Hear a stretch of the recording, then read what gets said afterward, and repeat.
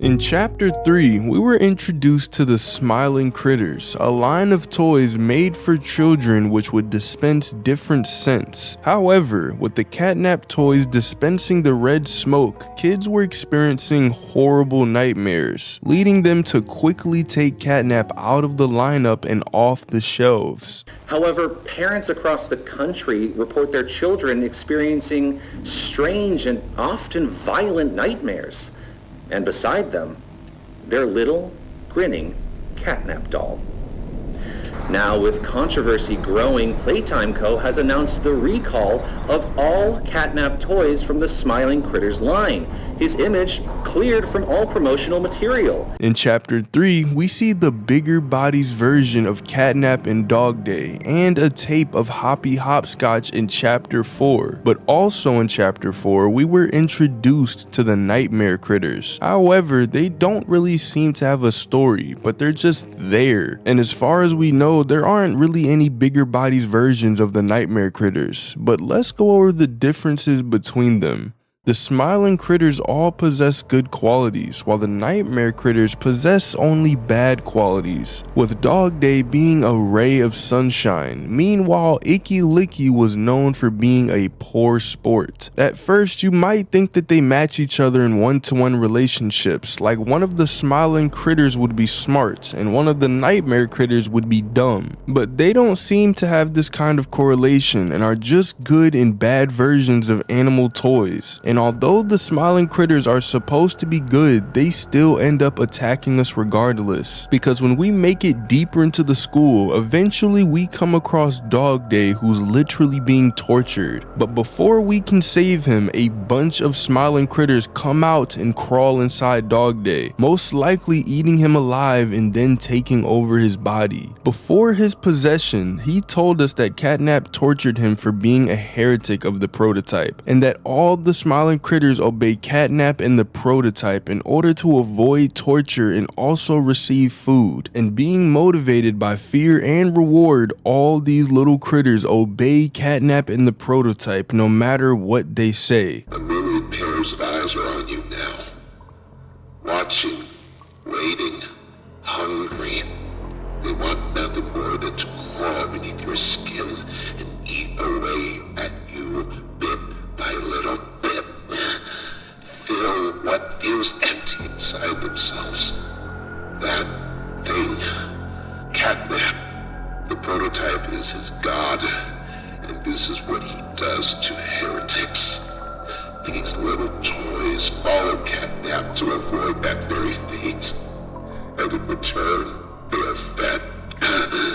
We try to fight it. The prototype's control. I am the last of the Smiling Critters. Listen to me. You need to get out of this place. You need to live.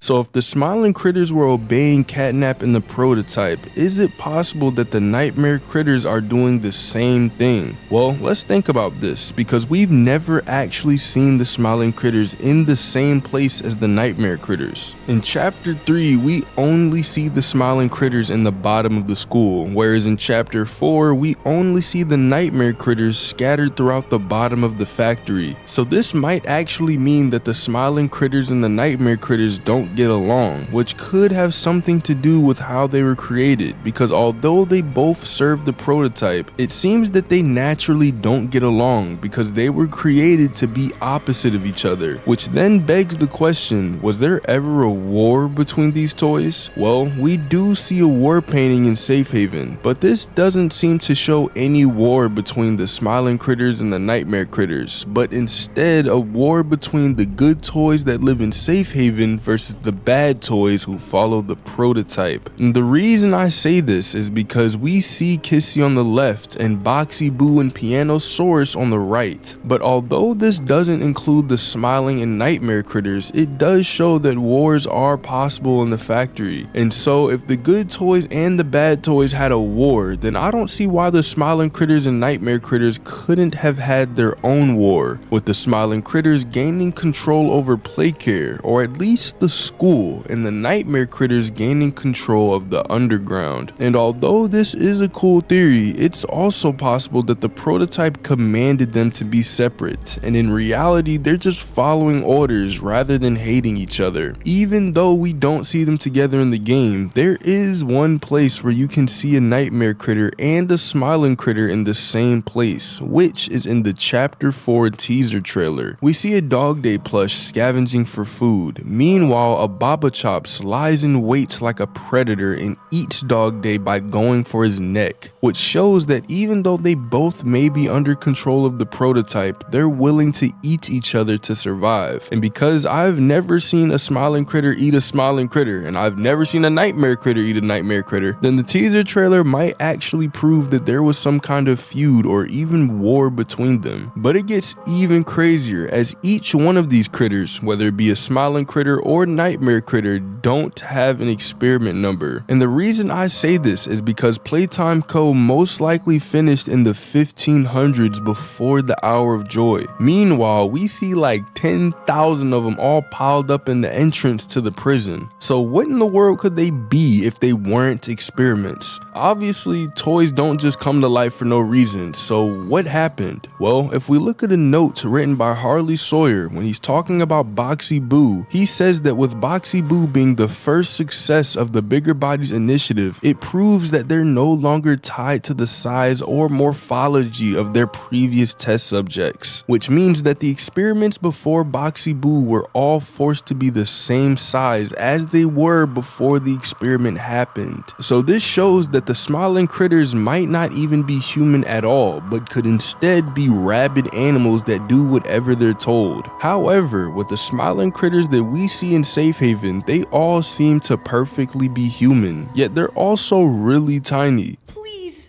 do you have any food?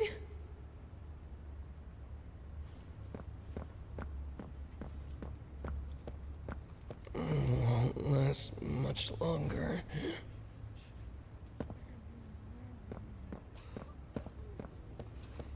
So sore.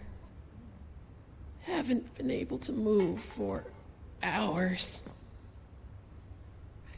Stay away from me.